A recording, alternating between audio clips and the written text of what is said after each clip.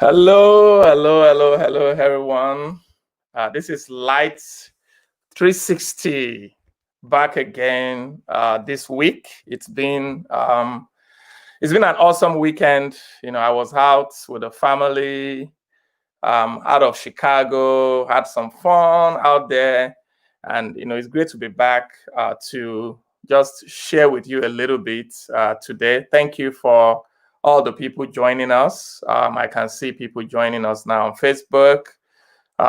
We'll soon be live now in a few moments on Instagram, so you'll be able to join us also. So I'm just excited about the conversation we're going to be having today. It's going to be a very, very wonderful conversation with an interesting person. You guys will get to meet her. So just get ready for a powerful, powerful time. So the Lights360 broadcast is something that we put together just to be a medium of encouraging people during this time. A lot of people are either locked up at home or working from home or maybe going through different issues because of what's been happening in the world. So we just thought of having chats with various individuals who can share their own experiences and thus be able to inspire other people. So we've been having some interesting people coming on. Season 1, we had a whole lot of people that came from different parts of the world sharing about what's been going on in their nations during COVID and how they are living out their lives as lights in the world. And we started season 2 last week. We've been having some people who have been sharing about how God has activated them. You see, one of the things that has been happening in the world in recent times is that a lot of things have been deactivated. First of all, our movement was deactivated. Churches were, quote and unquote, deactivated. Church always continues, but, people meeting physically. So a lot of people were beginning to get dormant. Like I said in one of the broadcasts, I got dormant when it came to my exercises too. I was all out there going to the gym, and then during the shutdown, my gym closed, and then I became deactivated in that area. And I'm activating that right now. So just in various areas. So this month, our theme for the Light360 broadcast is activated. We want, our desire is to see that people become active spiritually, mentally, physically, in their relationships, that dormancy be removed, that people become activated for God. So that's why we're sharing the stories of all these people. So without wasting time, I'm going to be bringing on our guest for today. She's a very interesting person that, Deborah and I met last year. We actually were invited to speak at a particular church. And she was also invited to sing. She and her lovely husband, the most, one of the most jovial person. Like he has this huge smile about him. I love him. He's gonna be on later this week too.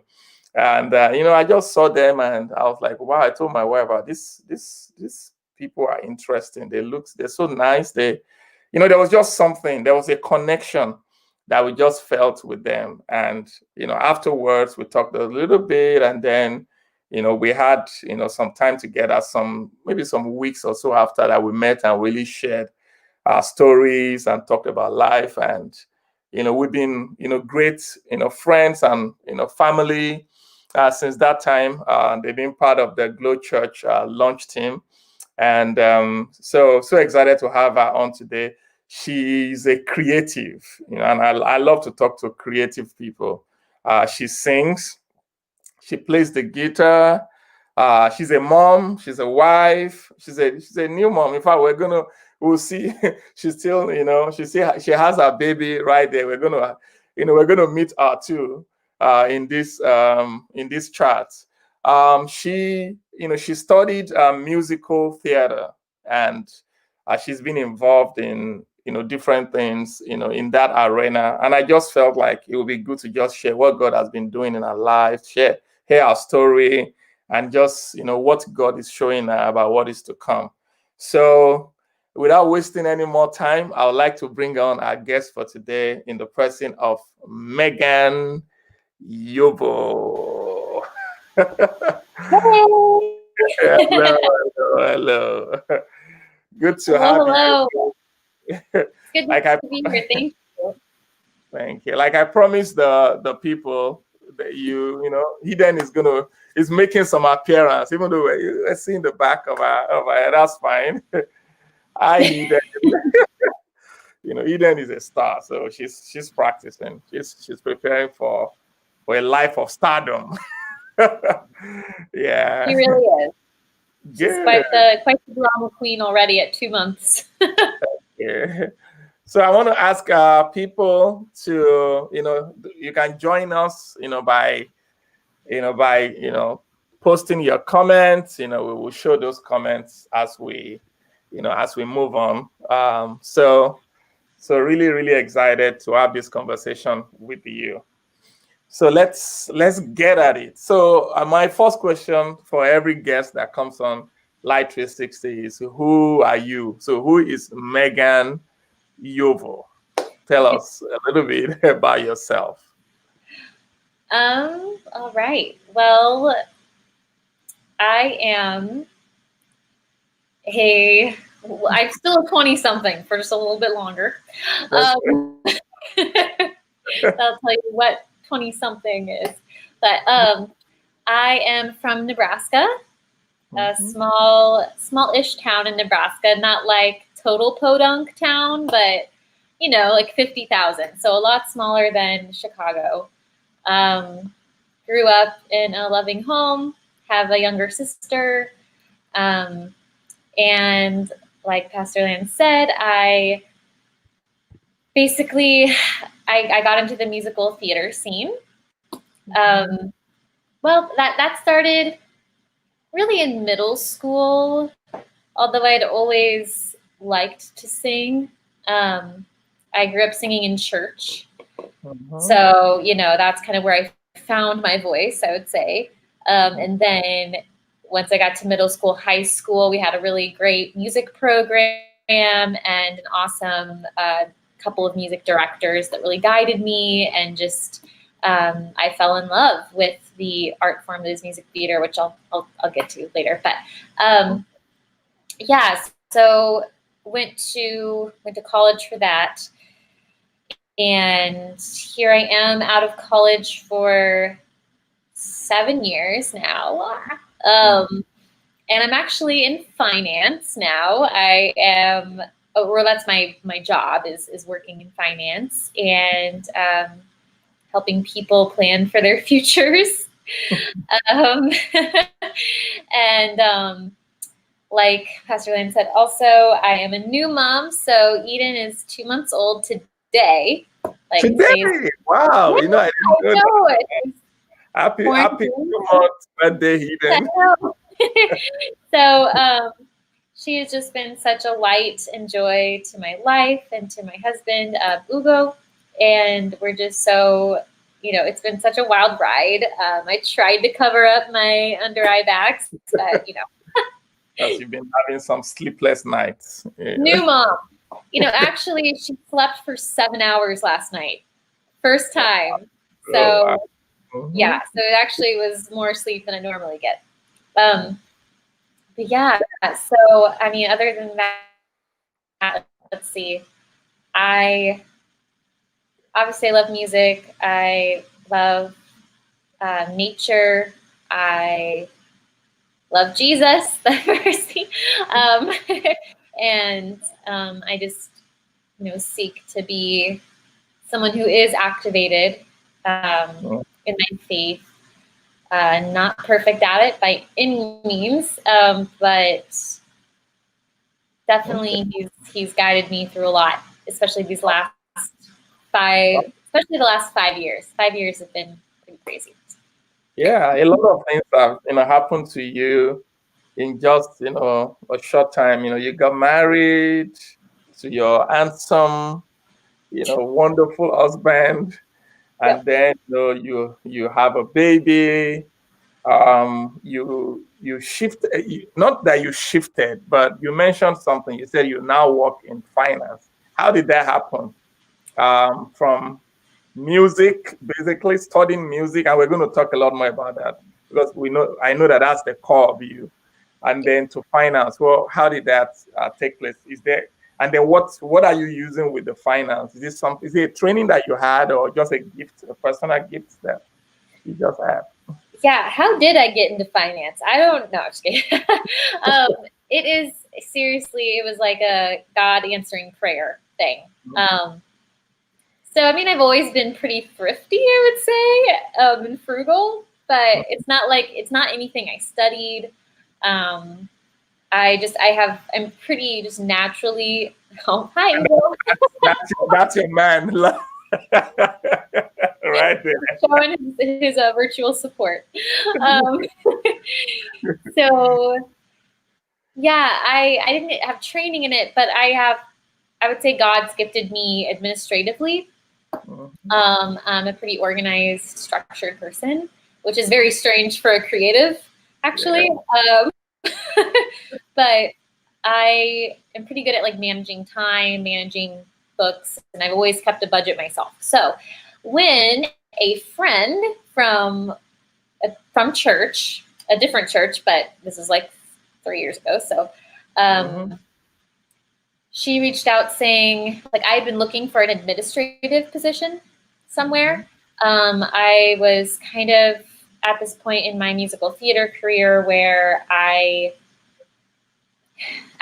was more of my personal life was just really messy and felt so unstable. And I was like, God, I need some stability. I'd been working part-time gigs, just making ends meet while I pursued the dream of theater. And I was at this point where I was like, I'm not even enjoying like the auditioning and like just the rigmarole right now. Like, I'm not enjoying this process. I just need to like take a break. Really felt it was a huge surrender for me, because being somewhat of a perfectionist and like go-getter, like I felt like I had to prove myself to someone that like I'm not going to give up. But I felt God really pulling on me and saying, hey, you need to take a break for your mental health, emotional health.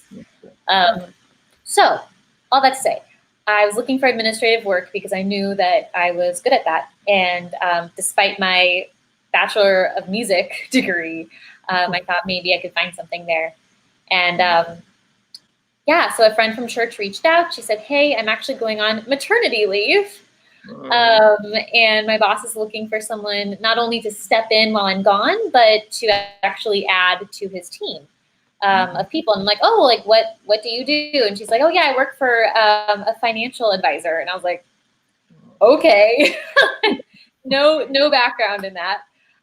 She's like, that's okay. I didn't really either. But it's kind of a learn as you go sort of job. So I did have to I interviewed it, and God just opened that door. And I got the job like just a couple weeks after interviewing, and was able to quit my part-time job and go on to like a salary position, which I never had in my life. And I stepped into this super secure, just like not only secure, but just a wonderful group of people. In a time when like I felt like a lot of my friends, due to the personal nature of what was going on in my life, I felt like I had to step away from some of my friend groups. And it was like I entered into this group of people that was just so accepting and encouraging. And really, I just learned on the job. I had to take some like certification courses, but other than that, for the past a little over 2 years, I've been doing the financial planning work, and it's been really rewarding and interesting. And here, we all need financial planning. Maybe I'm going to call on you. Let me do some planning. I'm sure we all need financial planning. Now, what you went through is what I believe everybody called of God at one time or the other in their lives, they have to go through. where your gifts, your talent, your central passion, but then sometimes you have to do something that is not that thing, just to number one, to survive for some people, or just to keep your sanity, or to keep yourself supplied and all that. You have to do that. So my question to you is, doing that right now, how have you tried to keep the flame of your central calling and gifting, still burning? How have you been able to navigate, that conflict? Yes, that was definitely hard for me at first. Because yeah, I fought it. I felt like I had to kind of fight God on this whole decision in the first place. I was like, I shouldn't give up. Like, you called me to this. Why would I be stepping out of it for a season? And when all those doors opened and things aligned and I got this job, it was like, okay, this is where I'm supposed to be right now. So funny enough, I think the way that I kept the fire, the flame alive is by picking up the guitar. So my dad has played guitar for like over 20 years. Oh wow, probably, yeah, like over 30 years now. So he's always, like, I've always had music in my home, and I had expressed some interest a while back about wanting to learn. And so he's like, well, tell me when and I'll get you a guitar. Like, we'll make it happen. So for my birthday in, I guess that was 2018. Yeah, 2018. I got a little Fender for my birthday, and my dad like basically taught me over the phone. Wow. Yeah, so he's in Nebraska, so he provided me with like the chord charts and stuff, and then we Marco Polo'd, if you've heard of that app. No, I don't. I'm not. Yeah, anything musical, I have no clue. So well, it's not even a musical app. It's just like a video messenger. It's like text messaging, but only. Yeah, I remember Marco Polo. I remember you just talk and then leave it there. I remember that. I remember that. Yeah. Yeah. So we just, I started just learning the chords, and then I transitioned to trying to play some very simple songs. And so I would just anyway, my dad and I went back and forth, and he's like, okay, try this. And, it's like so hard to get your fingers in the right place at first. So yeah, that really that helped me move from my focus of memorizing audition songs and dance, because I was doing some dance classes and things like that. It helped me transition from that world into just focusing on accompanying myself. And from there, I think it was actually, no, I didn't play for anyone until about a year and a half later. I was just in it for my own enjoyment, pretty much. Yeah. You make it sound so simple. But it was like playing you make it sound so simple. Your dad taught you on the phone, and you were just playing it, and then you're now playing for other people. Is it that simple? No, but it's so you have a background. Of course, you have a musical background, right? Yeah. But you never played the guitar before, no? No, but I'd actually borrowed someone's ukulele for a while, and picked up some of that just by, I don't know. I mean, I had a little help, but mostly again, God gives us different gifts, and I had played some piano. I played violin when I was really young, so I had some inclination towards stringed instruments. Okay. And I could read music, obviously. So it just kind of was, I mean, it was difficult at first, for sure. The guitar is a different beast, because it's the strings aren't set up like a piano where it's 1, 2, 3, Yeah. So it took some practice. All of them, they're just hard for me. So from piano to anything that is music, it's just hard for me. So I try to stay away. So, I mean, that's genius for me. I mean, that's genius to be able to pick it up over the phone and then, because I've seen you play. I saw you play on the stage, the first time that we met you, you were playing, and then, you've played also in the Glow Church, the launch team stuff Yeah. that we do online. Wow. I thought you've been playing it all your life. I didn't know that you picked it up in 2018, your dad teaching you over the phone. That's really impressive. That's very impressive. So let's talk a little bit about this musical side of you. So you studied musical theater. What is that? Is that Broadway or what's Yes. musical theater? Yes, I would say like the pinnacle, the dream of all musical theater, what do I want to say, majors or graduates is to be on Broadway. Okay. So that is musical. That's like the art form of musical theater at its top. You know, Mhm. although I will say, so Broadway is a place, right? Mhm. Broadway is like a part of New York City. Mhm. Yeah.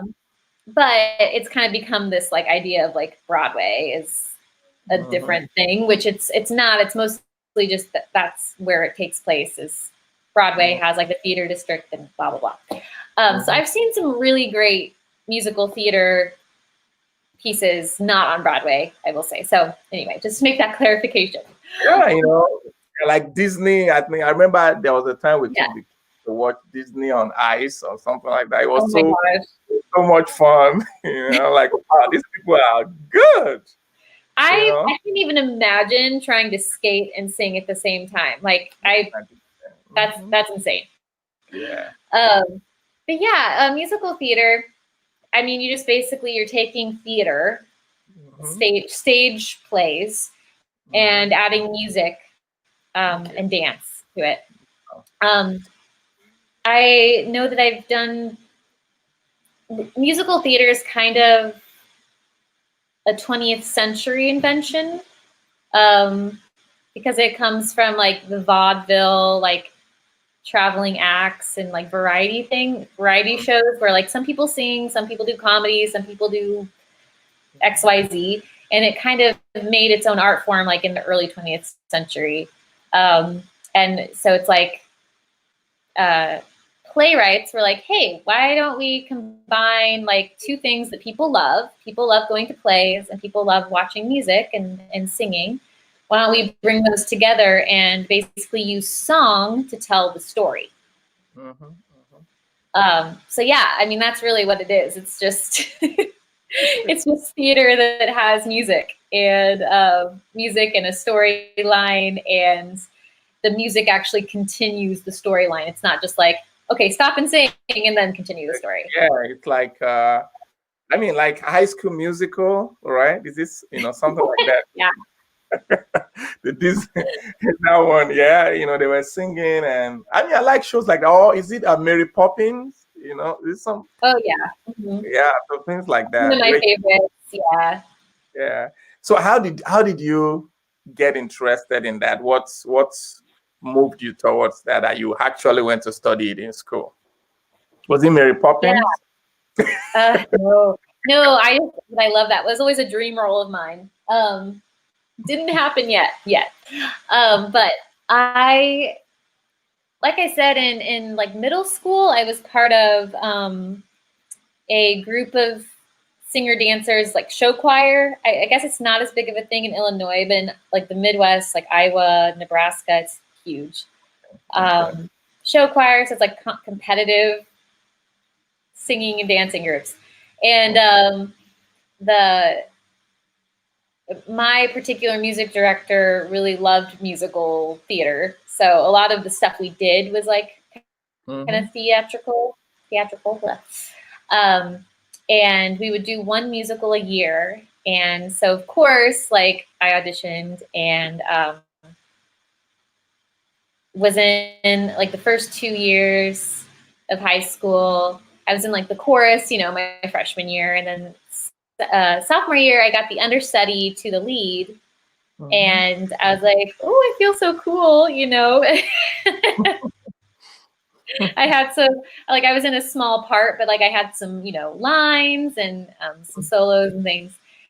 And then the next year, I actually was cast as the lead in the show that year. It's of a show called All Shook Up, it's Elvis songs that they incorporated into a story about, girl meets guy. And it's actually based on like a Shakespearean story plot. But anyway, that sounds fun. It's a really fun show. If you get a chance to see it someday when the theaters reopen, you should go. Yeah. But yeah, so I just remember thinking, it was my junior year of high school, so 2008. I'm dating myself. 2008, I remember standing on stage during the bows, so that we had done our like first performance for an audience, and I just remember thinking, I feel like I'm at home here.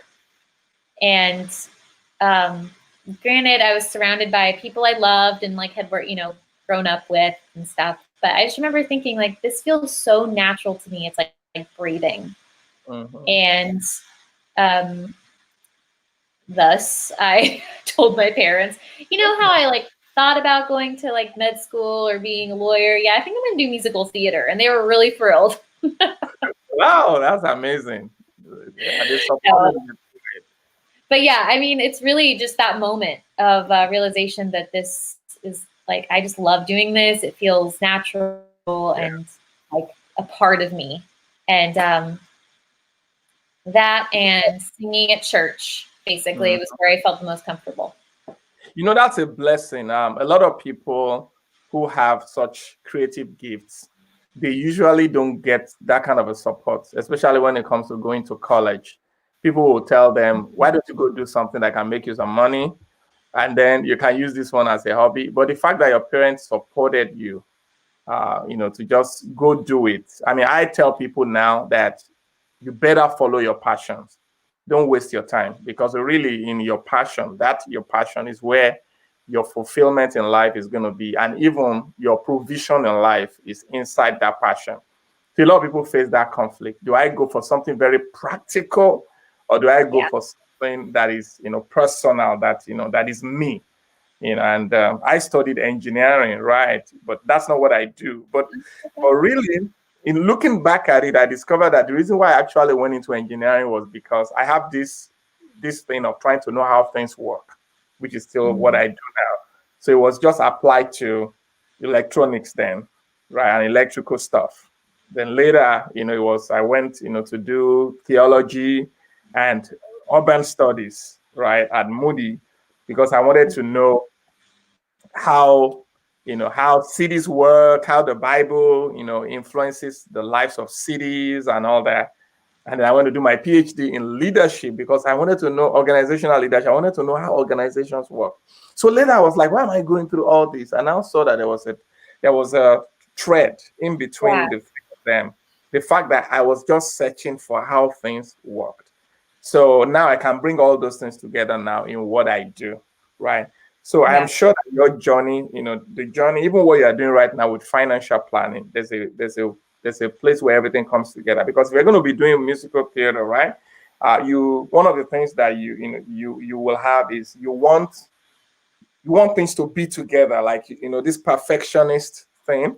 Like the sound must be right, everything, the ambience and all that. I think that's what's coming together, in your own life. So tell me, so the musical theater journey took you through, did you travel? Were you traveling?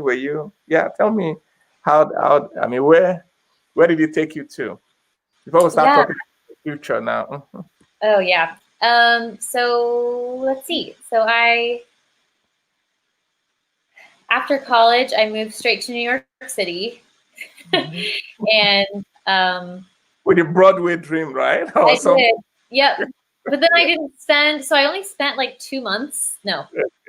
2 months, and then I was gone on a job, and then I was back for like another 2 months. But really, I spent most of that first year working, which is great. So I was on my first out of college job, was like on a little tour, like variety shows. So I was like all over the country in a bus, which was awful. Was that fun? What was the experience like touring the country in a bus? So sleeping on a bus, actually the sleeping part wasn't bad. It was more of like when you were awake and you were stuck with 10 people on a bus that has like 2 like living areas. So that was interesting. But I knew some of the people going into it. You know, it was like actually a lot of college friends. Because the job actually came from, like, they called me because I'd worked for the company before. So they were like, hey, this person can't come back to do the second leg of the tour. Do you want to step in and do her role? So that's kind of what happened. But it was fun. It was a fun like first out of college experience. And then right after that, so a couple months later, after that finished, I actually went on a cruise ship. And so the same kind of deal. It was a sister company, and they called me and said, "Hey, we have this opening." So I actually traveled all the way around South America on the ship and was performing, and so that was also quite the experience. And I would say it was really hard on me emotionally and spiritually because it is just kind of this like vacuum where I was going to ask you that next. yeah. So that the experience of traveling on a bus, going on a cruise ship, and performing and all that, was there a conflict with your faith? Did you go through some time where you were like, with some tension? Did you go through some tension? Oh yeah. With your faith?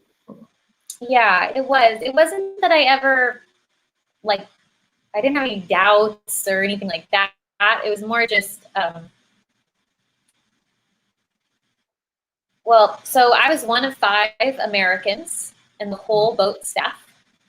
Okay. So, I mean, the guests were mostly American, but out of like the 400 people on staff, it was me and 4 other people that spoke English as our first language. Okay. So it's a very different culturally. And so, some people always say like, so is it weird being married to someone from such a different culture? And I'm like, not really, because I spent like 6 months trying to get used to other cultures. But what do I want to say? Basically, like the choices, not only was I a minority as an American, I was a minority as a Christian. So, yep. And that's really true with most musical theater contracts that I was on. But it was I was especially a minority on that contract of being on a ship. And it was like, no church. You had to pay for internet. So it's not like I could really live stream anything, at least not every week. Yeah. And even though being a Christian isn't made up of, those of going to church and, doing this and doing that, it's a relationship. It's still hard when you don't have people around you supporting those choices and your faith and to talk about it. Because even my roommate who claimed she was a Christian wasn't living it out, I would say. And so we had like a lot of conversations about that. And it was definitely a challenging time. And I can say like I made choices that I don't think I would have made necessarily had I had more support around me. But again, I have to take full responsibility for that because it's my choice. So yeah, it was hard. And it was something I wouldn't choose to do again because of that. I felt very alone. Okay. Yeah. So, I mean, and you are not alone there. All of us in the pursuit of our purpose and callings and exploring life and all that, we find ourselves in places, like, oh, how did I get here? Why am I doing this and all that? I'm sure people that are watching a lot of people can identify. So thanks for sharing that, because somebody might be going through that, right now. So now, how, going from that now to where you are right now, how do you see musical theater? We're going to talk about your momhood and all that in a moment, but I mean, what do you see yourself doing? This is obviously your passion. God has something for you to do in this area of musical theater in the church or for the kingdom of God outside of the church, right? Where you can spread the glory of God. So what do you see? What's your dream, right now regarding that part of you? Yeah. So, after all those experiences of traveling and doing theater, I moved back to the city, auditioned, and I was sent on different, I did different contracts, but you were just in one place for the whole contract kind of thing. And I would say like probably my favorite two experiences were in shows where I was working with children. I played Jane and Tarzan 2 summers in a row. Okay. And Looks like that's what you're doing now, it was crazy. I only had to swing one time. It wasn't, anything. Tarzan had to do more of the acrobatics, but I was in a theater like that was very children oriented. So it was just really cool to see. I remembered being a kid and having someone walk with me through like how to how to have confidence, how to kind of work past the stage fright and the shyness. And I remember just how much that helped me in my life overall. Helped me to have confidence in other areas. And so when I look forward, because of my administrative tendencies, I would really love to be more on like the directing side, to be able to direct shows and help kids and like even young adults, like just use theater and use like music as a way to express themselves, to get out of their comfort zones, to really just be expressive and learn how to work as a team. Instead of seeking your own like glory, because that's the tendency, right? It's like you think of musical theater or any sort of live entertainment, and it's like, the superstar. You want to be in the spotlight.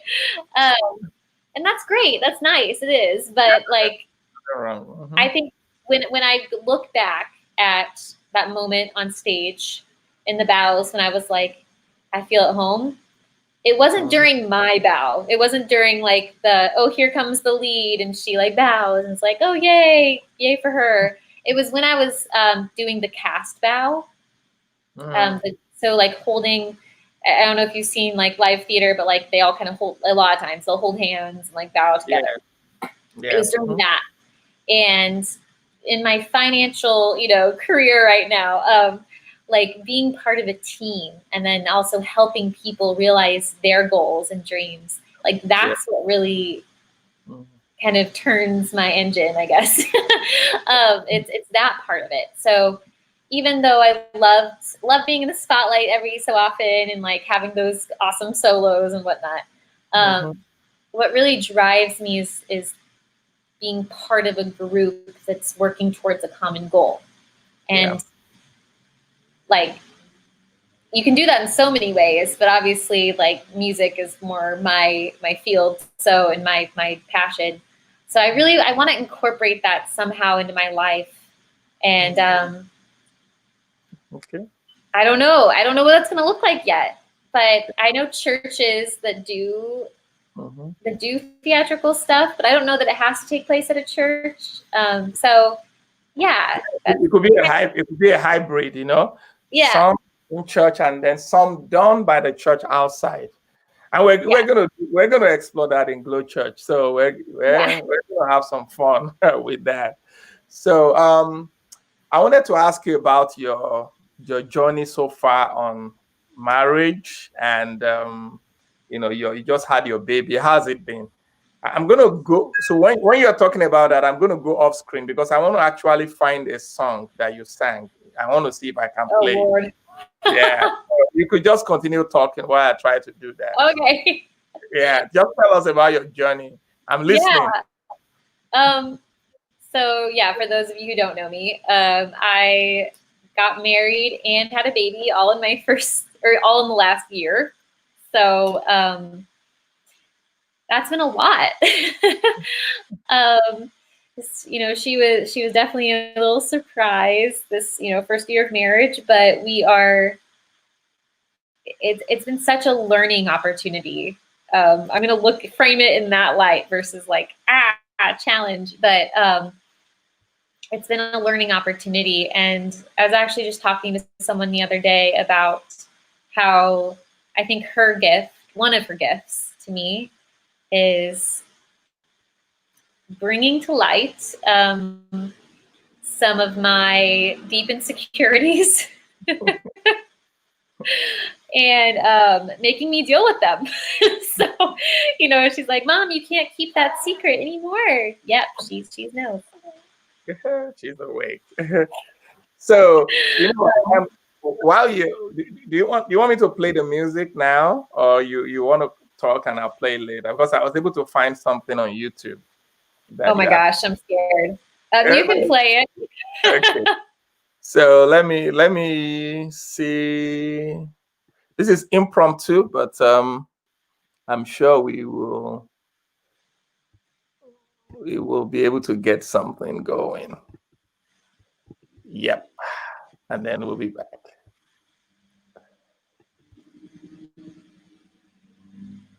Yes, sound? Okay. You're the air I breathe. You are my love, my life, always, forever. I would lay down my life just to be by your side. You are my love, my life, always, forever. Always, forever. You are the grace that covers my sin. You're everything, oh, the beginning and end. You have my soul, oh, my heart and my mind. You have my love and all of my life.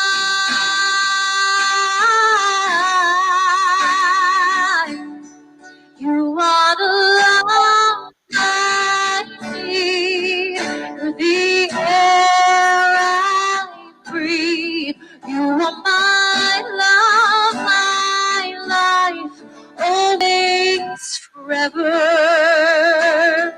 I would lay down my life just to be by your side.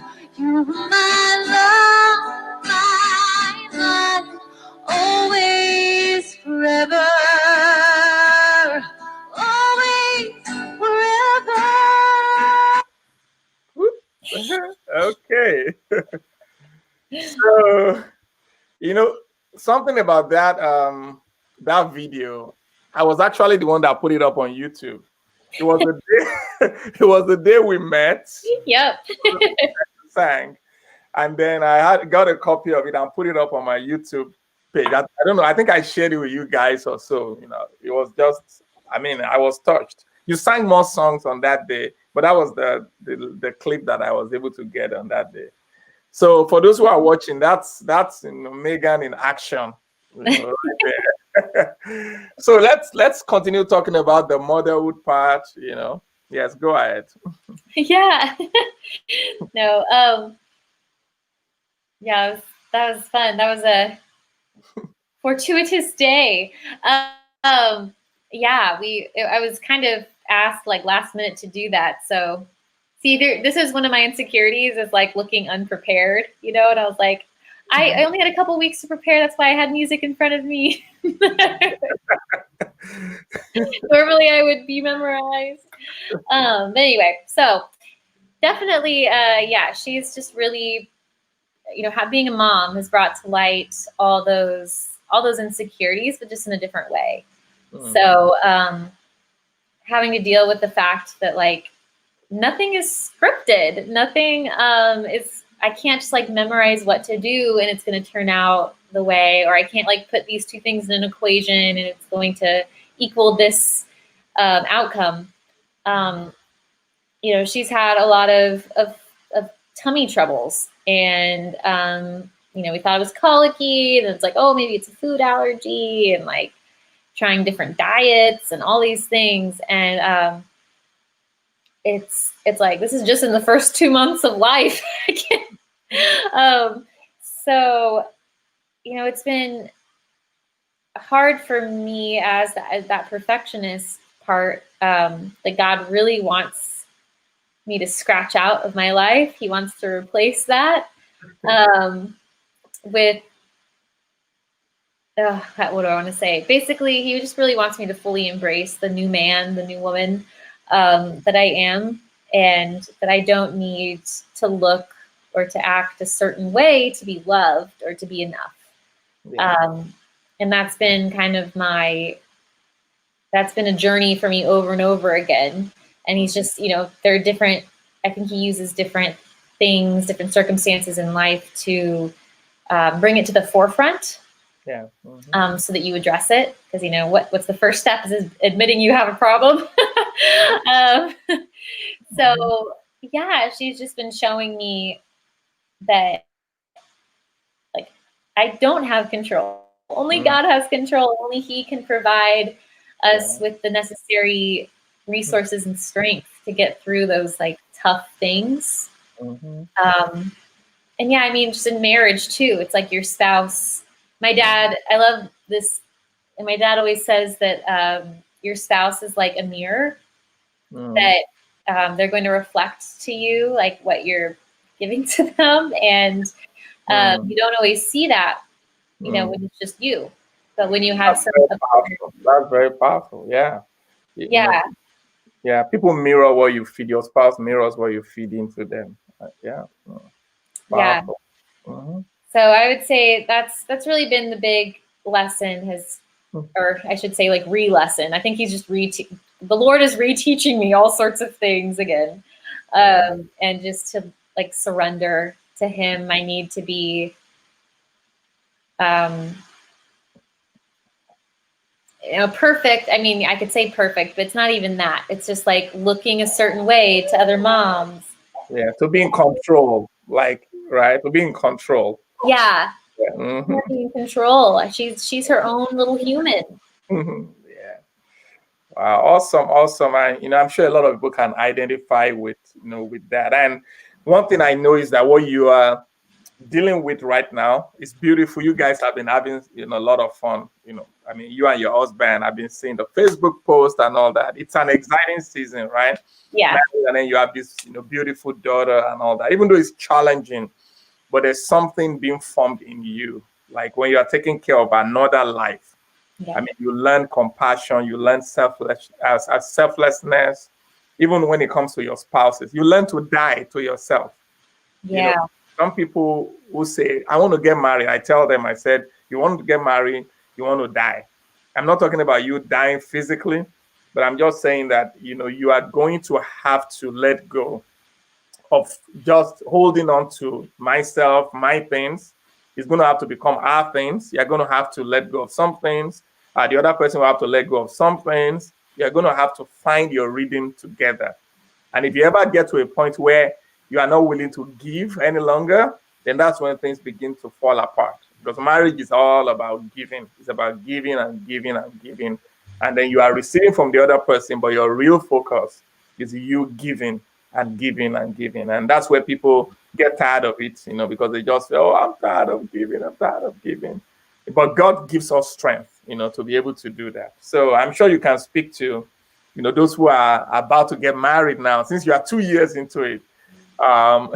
What would be your advice for them, for a single lady that is watching right now, who has, job, has a calling, has all this stuff, and you're about to get married, and then your marriage is also unique because it's an intercultural kind of marriage. So there's some unique challenges to that. Can you speak to somebody who is watching, who is single, or somebody who is watching right now who is also in that kind of what you've learned? Yeah. Let's see. So single ladies wanting to get married. Hold on a second. Let me just speak to those who are watching. Please, we like your comments. Please, could you post your comments? We will be able to show your comment and see your comment and also interact. If you also have any question or comment for Megan, just post it in there. We'll be able to see it. All right, go ahead, Megan. Yeah. I would say, I think a lot of people say this to you before you get married, but like you can't change your husband. So, you see him put his stuff on the floor when you're dating. He's probably going to do that when you're married. I think first thing is before you look at the other person, before you look at your spouse, you need to look at yourself. Because I think anytime I get irritated, he's probably watching right now, I assume. He's watching.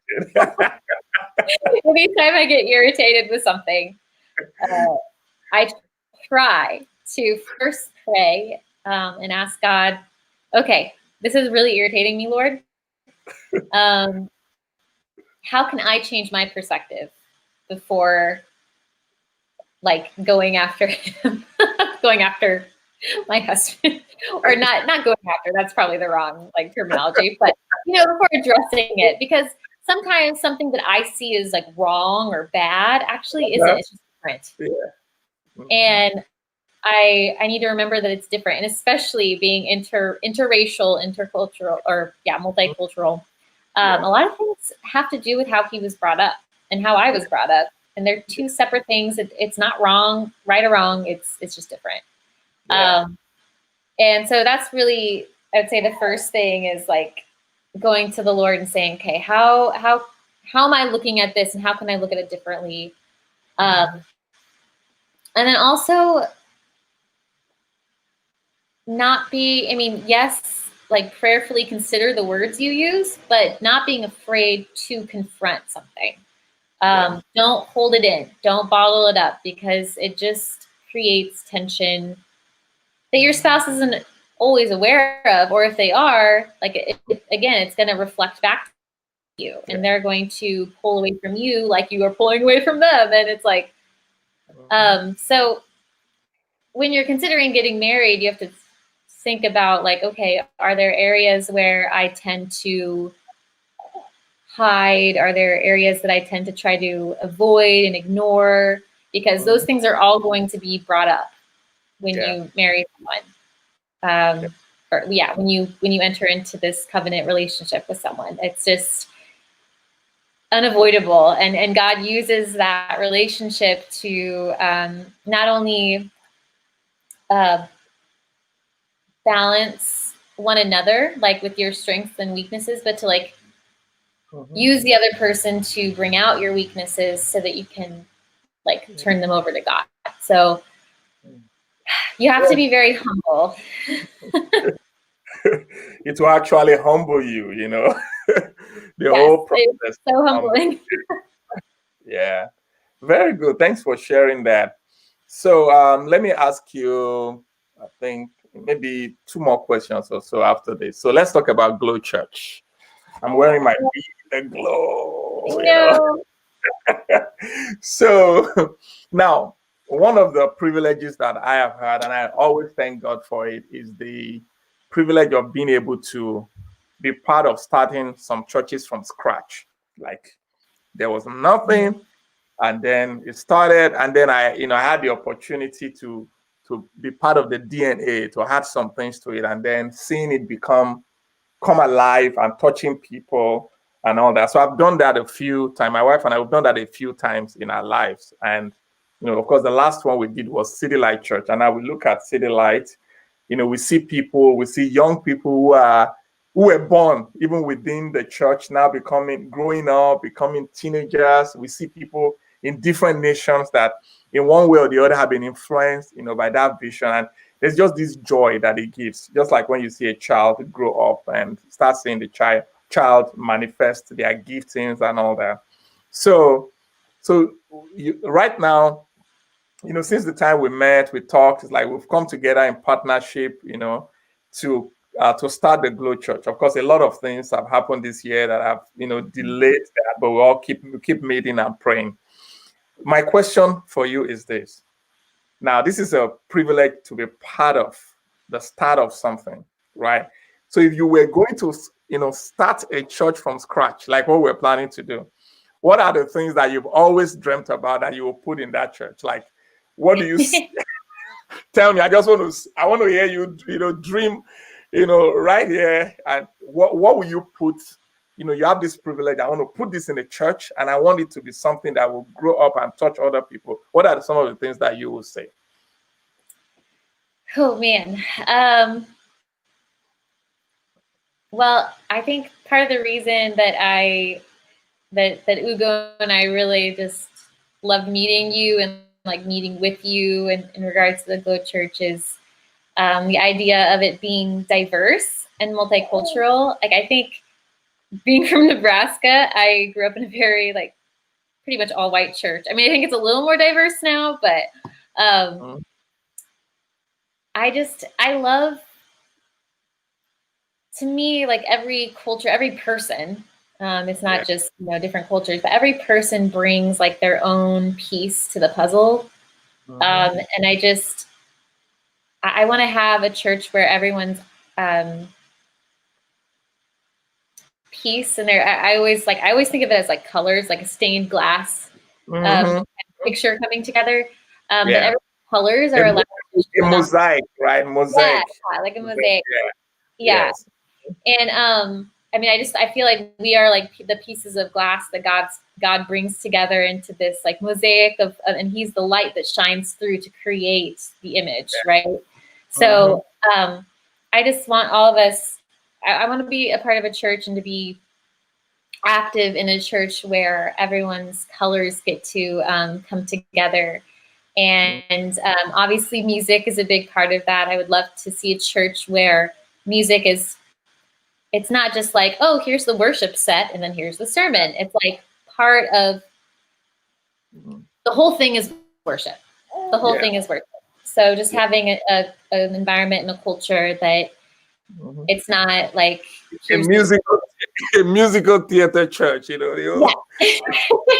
It's part of the story.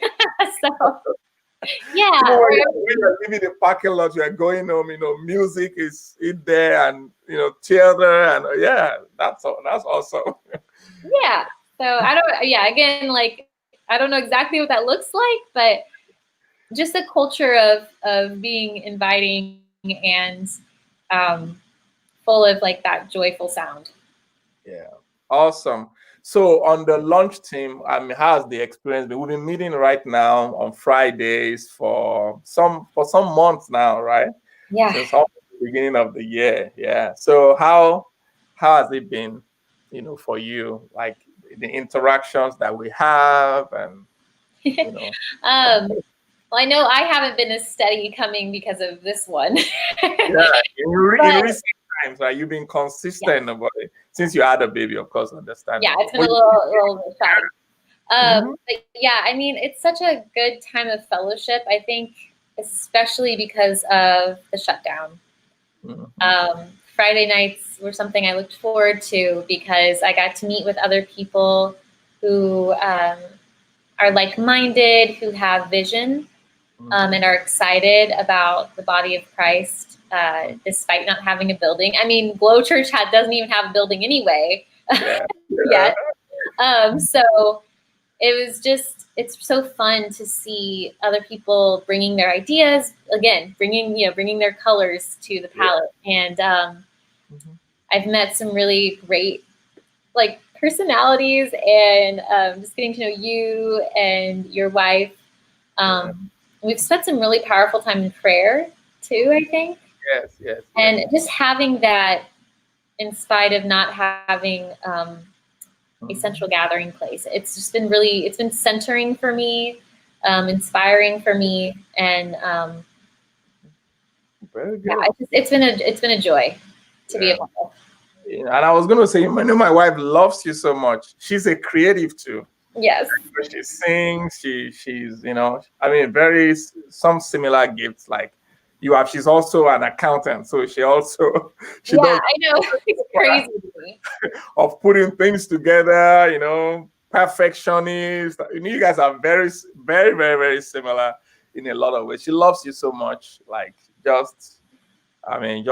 just love you guys, and we're so grateful that we're doing life together now.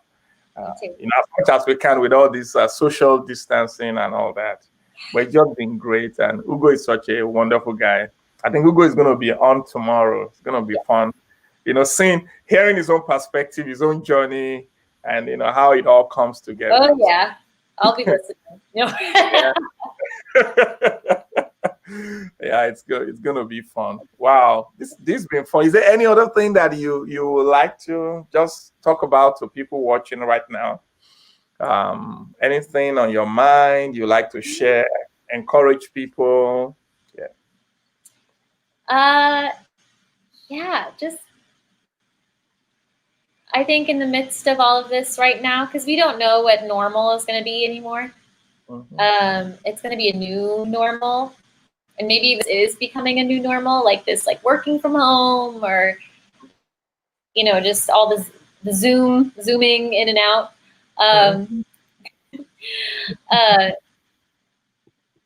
Don't lose sight of the overall vision for your life. I found myself, even though like it's been a very tumultuous is the wrong word, but it's been a very active time of being shut down, because I've been pregnant and had a baby and trying to figure out new life with the husband and everything.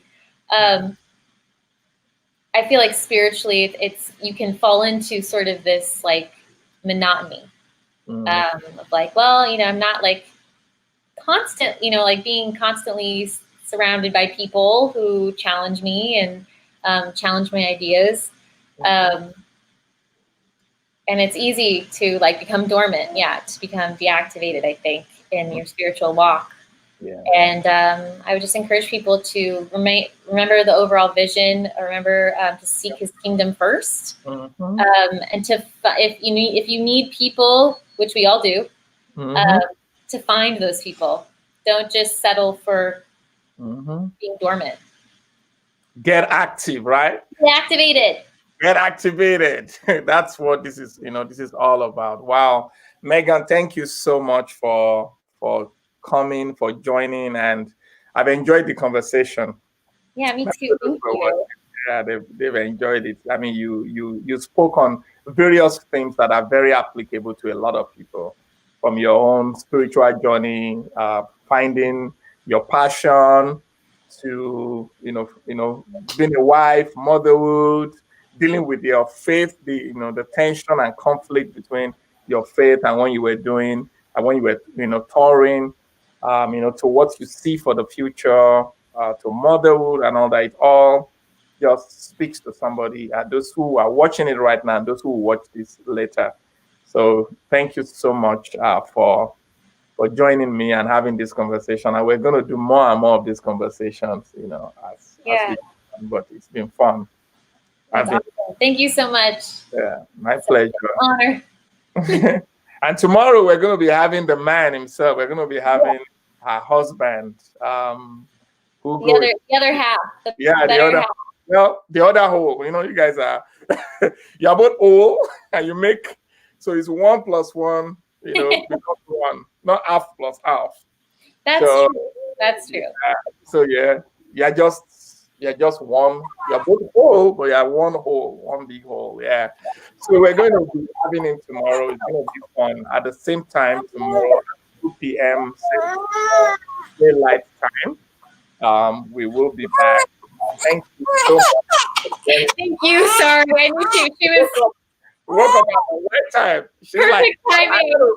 She was squirming around, so I was like, I better take her out. yeah, I got to show up. I got to say something before this thing ends. Thank you, Eden. Thank you, guys. Thank you. Have a wonderful day. Yeah, say bye bye to everybody. I'm gonna let you go. Thank you. Yeah. All right, everyone. That was Megan. A nice, wonderful conversation. With her. So tomorrow, as I was saying, we'll have Hugo on. That's our husband, and it's gonna be awesome. Throughout this week, we're having some wonderful people on the Light360 broadcast, and I look forward to having the conversation with them. So, with that, we're going to sign off and just say, have a wonderful day, have a wonderful week. God bless you. This is Pastor Lam again, and I will talk to you later. Bye. Thank you.